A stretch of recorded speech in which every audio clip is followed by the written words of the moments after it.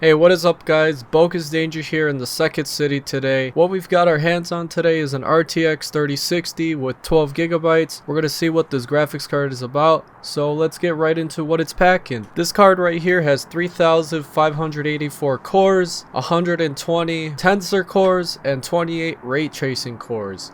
As far as what memory we're packing here, we've got a lot of it. 12 gigabytes of GDDR6 on a 194-bit bus. This card right here hit the shelves of the stores back in January 12th of 2021, making this a 5-year-old card. As far as what display outputs we have on here, we've got one HDMI 2.1 and 3 DisplayPort 1.4a. As far as what this card is drawing in terms of power, we've got a 170 watt TDP and it only takes one 8-pin connector. This card right here will range from the low 200s and up towards $300 and more, which is pretty crazy because I was able to score a baddie like this for just a little bit more money, so I definitely bought it at the right time. But this video is not about my RTX 3080 Ti. It's about this 3060. Let's get back on track. Let's go leave Chicago. We've got quite a bit of drive to make it home so we can slam this graphics card in my computer and see what this guy is about.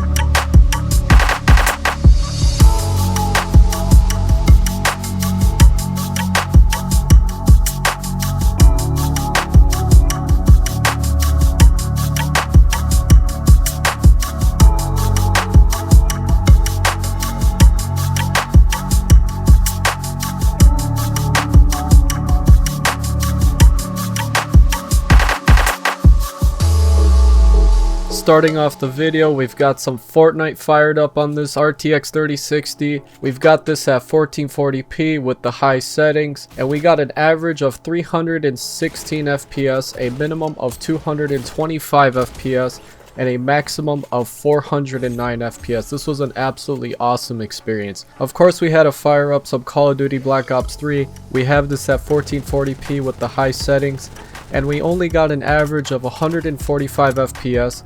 Got a minimum of 117 FPS and a maximum of 178 FPS. This was pretty solid experience even with the detail and resolution we have here. But I really thought this graphics card would pull a little bit further with this, but I gotta say this was still a very good experience. We have got some horrifying Doom fired up on this card.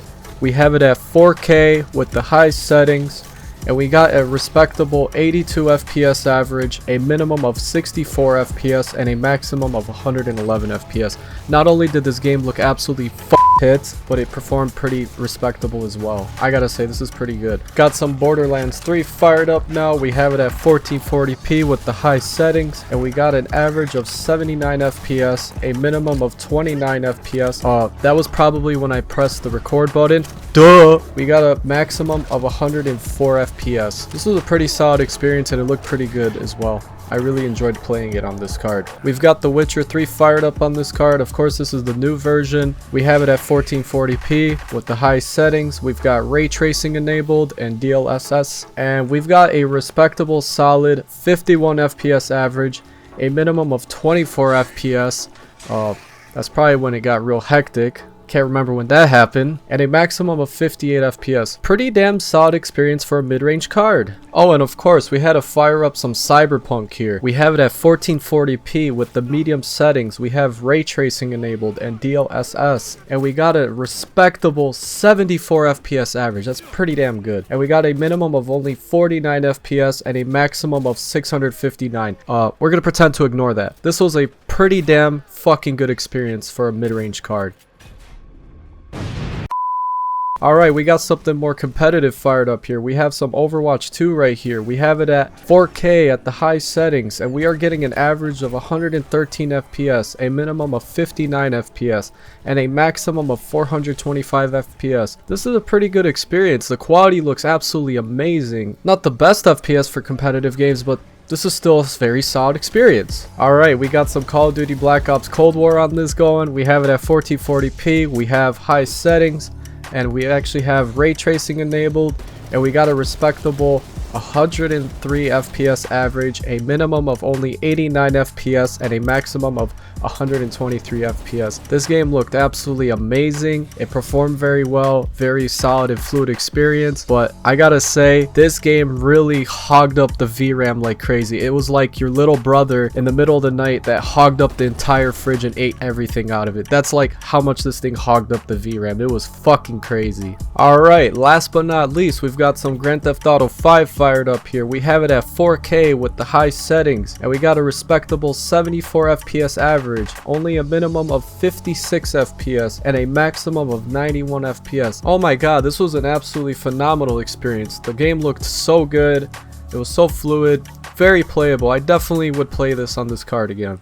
Hey, I gotta say, this graphics card was pretty solid. If you can get a smoking deal on this graphics card for around $200 or less, oh my god, you have a fantastic card for 1440p and even 14 gaming in some cases. Yes, I do need more games in my arsenal. I'm lacking some games. I do have some older games and some more intensive whatnot. I definitely need to get more. And of course, I'll be giving this card a bogus score. I will be giving it a solid 8 out of 10 bogus score.